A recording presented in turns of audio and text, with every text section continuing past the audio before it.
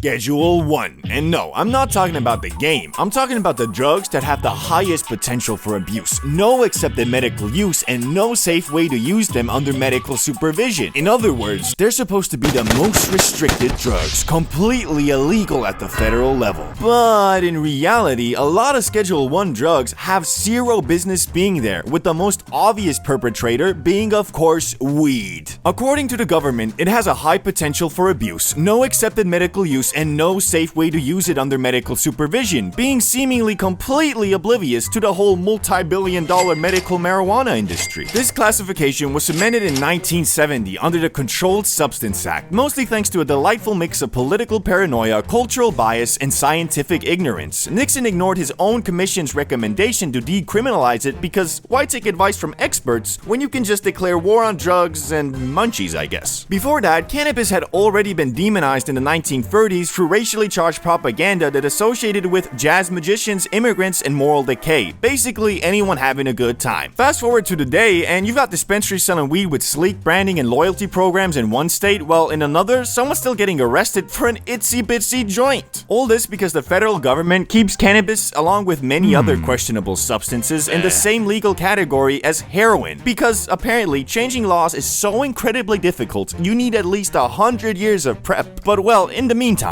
Tariffs for China, the EU, Vietnam, your mama, Spider-Man, The Incredibles, this turtle, and you too. Your fit is from China. I'm gonna need 145% on that or you're getting deported, son. What? You can't do that. Too late. Just signed executive order. Fox News is here too. Make sure you give them an interview before you go to El Salvador. Thanks, bye. But going beyond cannabis, the whole Schedule 1 list is subjectively completely misinformed and ridiculous, lumping in things like cannabis, which, as I said before, has a multi-billion-dollar medical industry, with things like crack cocaine, which I don't think I have to explain is probably not gonna be sold in your local pharmacy anytime soon. Oh wait, sorry, crack is Schedule 2, and here I was just about to smoke this dangerous joint. Now, where'd I put the crack? So let's dive into every Schedule 1 drug, explain their use cases, history, potential medical value, potential abuse risk, and how and why they ended up at the pinnacle of dangerous substances. And with all that info, we can reschedule them accordingly, from the lowest schedule, Schedule 5, to of course Schedule 1. Starting with an infamous drug that is currently listed in Schedule 2, meaning it's not as dangerous or as medically useless as cannabis, and that is fentanyl. Yup,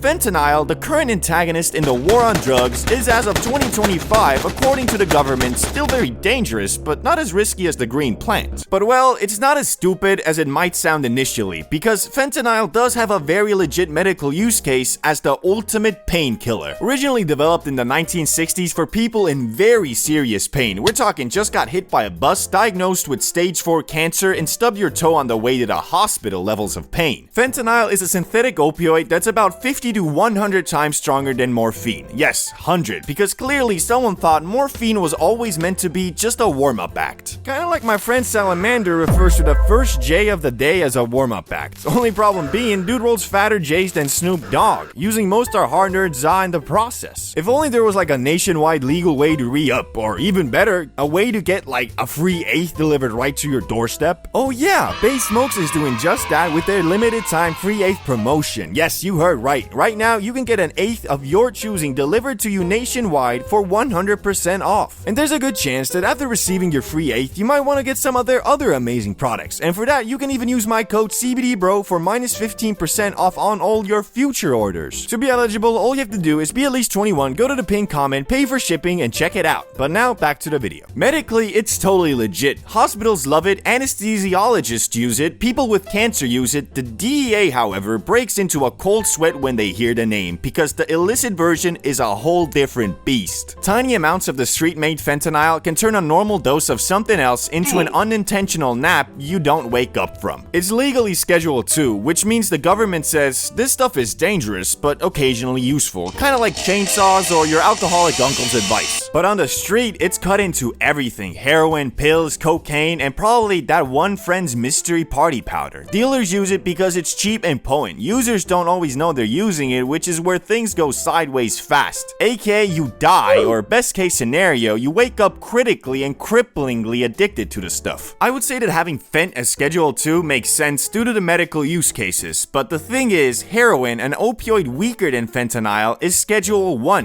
Why? Because the US government officially says it has no accepted medical use and a high potential for abuse, even though it's basically diacetylmorphine, a close cousin of morphine. It was never given a modern medical comeback in the US like fentanyl. Meanwhile, countries like the UK, Switzerland, and Canada do use medical heroin in clinical settings, but the US just said, nah, we're good. Knowing that, I'm gonna have to reschedule Fent into Schedule 1 because the current ranking basically says drinking vodka to drown the pain is fine, but drinking beer, oh, now that's just unacceptable. But this next one is a very niche drug, made popular by a movie starring Leonardo DiCaprio, which if you know, you know. Methaqualone, aka Quaaludes. The mythical unicorn of the drug world. Once the unofficial sponsor of the 1970s, they're now so rare they might as well be listed under fantasy next to dragons and honest politicians. Originally sold as methaqualone, Quaaludes were marketed as a sedative hypnotic to help people sleep, relax, or slowly melt into a shag carpet while listening to relaxing music. The plan was to offer a safer alternative to barbiturates. What actually happened was people discovered that if you didn't go to sleep, you just felt incredibly loose, tingly, and profoundly incapable of operating a doorknob. They were abused so thoroughly that by the mid-1980s, the US said nope and threw them on the Schedule 1 list, declaring them too dangerous and with no medical use. And honestly, you kinda get it. They weren't just sedatives, they were gravity multipliers. If alcohol makes you tipsy, Quaaludes made you a human pancake. Today, real Quaaludes don't exist anymore, at least not in any official way. The last legally manufactured ones were long ago consumed, confiscated, or are now allegedly sitting in someone's freezer next to an unlabeled burrito and a story they'll never tell. They've become legendary relics, whispered about in drug lore with phrases like, I heard a guy in South Africa has a few, or my cousin's friend uncle once had half of one in a Tic Tac container. Are they really deserving of Schedule 1?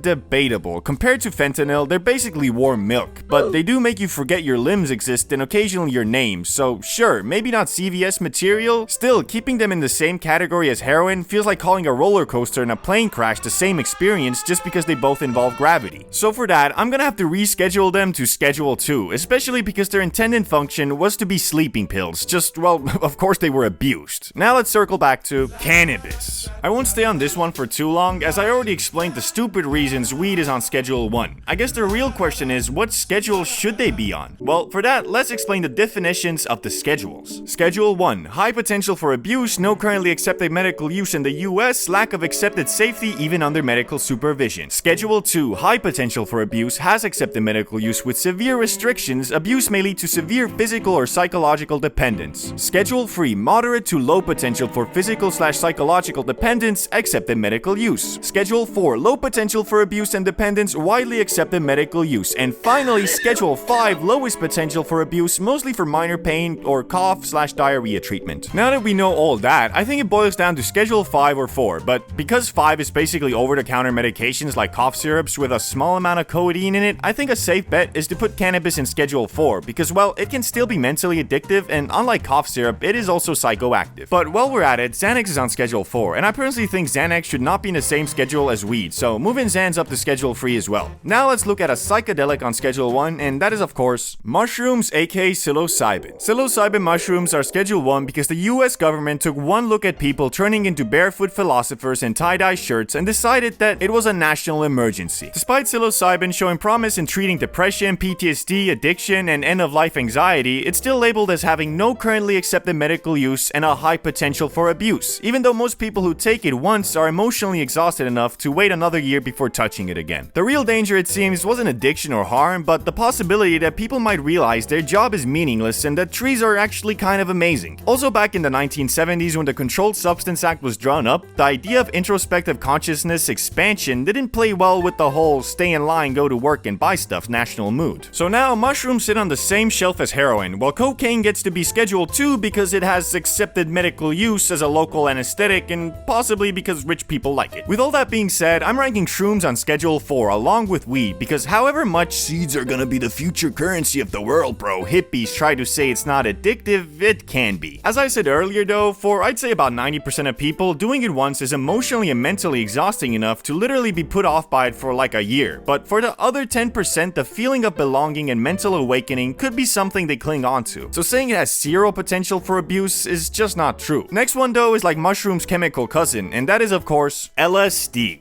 LSD is probably Schedule 1 because the government got nervous when people started questioning authority, hugging each other too much, and realizing that maybe, just maybe, everything is connected. In the 1960s, LSD slipped out of laboratories and into the punch bowl of counterculture, leading to a nationwide freakout, not because it was inherently dangerous, but because it made people stop showing up for work on time and start wondering if the moon had feelings. Despite no physical addiction potential, and current research showing it could help with depression, anxiety, PTSD, and even alcoholism, LSD is still labeled as having no accepted medical use and a high potential for abuse. Which is hilarious considering most trips end with someone saying, "I'm never doing that again unless I'm like in the woods and emotionally prepared." It's not that LSD is unsafe, it's that it doesn't mix well with capitalism or unquestioning compliance, which is much scarier to the system than actual harm. So now it shares a Schedule 1 spot with heroin and shrooms, while meth somehow gets to hang out in Schedule 2 because it can technically be prescribed if you have ADHD and a death wish. Now, I'm personally going to put LSD in Schedule 3 because unlike shrooms, it's not natural, and for me that is enough of a reason to do so, but this one is really up to you. If you think it should be Schedule 4 along with mushrooms, that's fine too. There's actually a bunch more less well-known and actually a couple well-known substances that need rescheduling too, but this video is getting kinda long, so stay tuned for part 2, but in the meantime, click the video on the screen to learn about the history of how some of these drugs wound up in Schedule 1 in the first place.